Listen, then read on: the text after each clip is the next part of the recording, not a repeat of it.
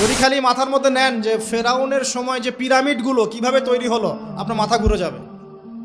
এখনও আমরা এটা মিস্টেরিয়াস, মানুষ বের করতে পারছে না কিভাবে তৈরি হলো। আমরা তো বলি এখন গণিতের যুগ, খুব এগিয়ে যাওয়ার যুগ। এত সহজ ছিল না এই পিরামিডের গাণিতিক ক্যালকুলেশন মেলানো। গত লেকচারে বলেছিলাম যে বিশ্বের সবচেয়ে বড় বড় সেক্টরগুলো, যেমন অ্যালগোরিদম, যেটা ছাড়া আপনি এই বিশ্বের কোনো ডিজিটাল বিষয় করতে পারতেন না, এটা আসছে মুসলিমদের হাত থেকে।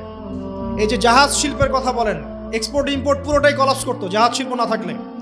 এটা এসেছে নূহ আলাইহিস সালামের হাত দিয়ে। বিশ্বের ইতিহাসে এর আগে কোনো নৌযান তৈরি করা হয় নাই, হয়েছে? হয় নাই। এই যে আমরা বলি যে কেমিস্ট্রির কথা, জাবর ইবনে হাইয়ানের নাম শুনেছেন কিনা? কেমিস্ট্রির যে পর্যায় সারণীর মূল তত্ত্ব তিনি দিয়েছেন। ভূগোল, এই ভূগোলের জিওগ্রাফিক্যাল ম্যাপসগুলো মুসলিমরা দিয়েছে। মেডিকেল সায়েন্সের কথা বলেন, ইবনে সিনার বইগুলো পড়ে দেখেন, ওগুলো ছিল বেসিক বই। আপনি পাটিগণিতের কথা বলেন, বীজগণিতের কথা বলেন, সবগুলো তাদের। এই যে আমাদের অ্যাস্ট্রোনমি, জ্যোতির্বিদ্যা, এগুলো মুসলিমদের হাতে। বিশ্বের এমন কোনো সেক্টর নাই জ্ঞানের। ফিলোসফি, এই যে আপনি রাজি রাহিমাউল্লাহ তার বইগুলো পড়ে দেখেন, ইমাম গাজ্জালির বইগুলো পড়ে দেখেন, ফিলোসফির মূল থটসগুলো তারা দিয়েছিলেন। এখন কি হয়েছে, এগুলোকে সরিয়ে দিয়ে আমরা পশ্চিমা দর্শনগুলো চর্চা করি যেহেতু, আর সবাইকে গিলানো হচ্ছে এগুলোই সভ্যতা, এর বাইরে কোনো সভ্যতাই ছিল না। যে সভ্যতায় এখনো ছেলে ছেলেতে বিয়ে করে, এরা মানুষকে সভ্য বানাতে চায়। দুর্ভাগ্য এখানে, ওরা এখনো ছেলে ছেলে বিয়ে করে এবং বলে যে এটা হচ্ছে বাক স্বাধীনতা। যে কওমে লুতকে এই সমকামিতার কারণে আল্লাহ পাক মাটিটা উপরে তুলে আবার ধসিয়ে দিলেন, ওখান থেকে আমাকে এখন মানবতার শিক্ষা শিখতে হচ্ছে। এরা মানবতার ধ্বজাধারী হয়ে আছে, যাদের হাতে সারা বিশ্বের হাজার হাজার না লক্ষ লক্ষ মানুষের রক্ত লেগে আছে, রক্ত, ব্লাড। এবং এই ব্লাডগুলো ইনোসেন্ট মানুষের ব্লাড, নিষ্পাপ মানুষের ব্লাড, নিষ্পাপ শিশুদের ব্লাড লেগে আছে। ওদের কাছে আমাদের শিখতে হচ্ছে এখন যে মানবতা কাকে বলে। এর চেয়ে দুঃখের আর কি আছে মুসলিমদের জন্য? যারা সারা বিশ্বে সুদ খাওয়াচ্ছে মানুষকে, ওদের কাছে শিখতে হচ্ছে যে অর্থনীতির প্রোগ্রেস কেমন করে হবে। কথা বুঝতে পারেন না হয়তো, বুঝবেন ইনশাল্লাহ একদিন।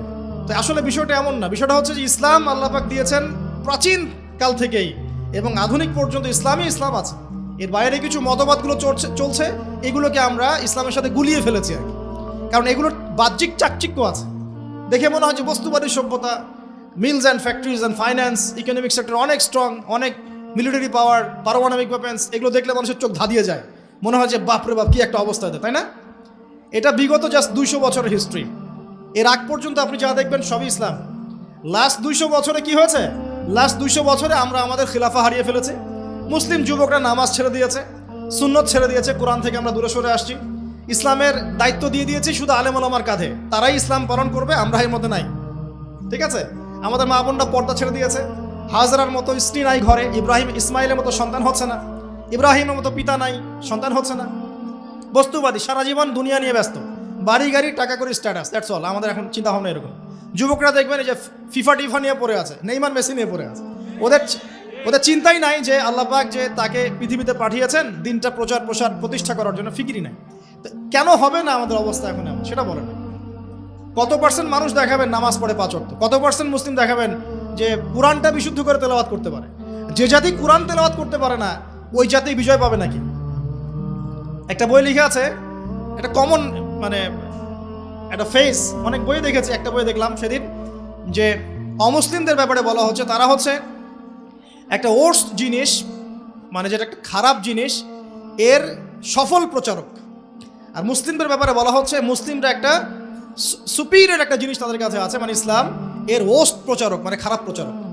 মানে বোঝাচ্ছে যে ইসলাম আমাদের কাছে আছে না, সবচেয়ে পিওর একটা জিনিস, এই পিওর জিনিসটার সবচেয়ে খারাপ প্রচারক আমরা। আর ওদের কাছে আছে নোংরা জিনিস, ওই নোংরা জিনিসগুলো সেরা প্রচারক ওরা। উল্টা, আমি বুঝতে পারছি না মনে হয়।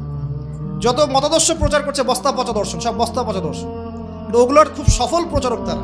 আর আমাদের কাছে কোরআন সুন্নাহ আছে না, অভ্রান্ত সত্যের উৎস, আমরা এগুলোর প্রতিষ্ঠায় কিন্তু ততটা অগ্রগতি সাধন করতে পারি নাই। বাস্তব কথা, যা হচ্ছে এটা প্রয়োজনের তুলনায় নিতান্তই কম। যেদিন প্রয়োজন পূরণ হবে সেদিন ইনশাআল্লাহ অটোমেটিকলি আল্লাহ পাকের জমিনে দিন প্রতিষ্ঠা হয়ে যাবে ইনশাআল্লাহ। আর দিন প্রচার আর প্রতিষ্ঠা এক জিনিস নয়। প্রচার মানে হচ্ছে আপনি নামাজ পড়ছেন, প্রচার হচ্ছে সুন্দর, মাশাআল্লাহ, কিন্তু আপনি সব দিক থেকে শক্তিশালী নন। তাই বিশ্বের অন্য সভ্যতা আপনার উপর চাপ খাটিয়ে নামাজের স্বাধীনতাও হরণ করতে পারে। এর নাম হচ্ছে ক্ষমতা। এই ক্ষমতা ওদের হাতে আছে, আমাদের হাতে নাই। তো প্রতিষ্ঠা অন্য জিনিস, প্রতিষ্ঠা না হওয়া পর্যন্ত শান্তি নাই। প্রতিষ্ঠা না হওয়া পর্যন্ত ঘুমানোর সুযোগ নাই মুসলিমদের। প্রচার চলবে, প্রচার প্রতিষ্ঠা এক জিনিস নয়।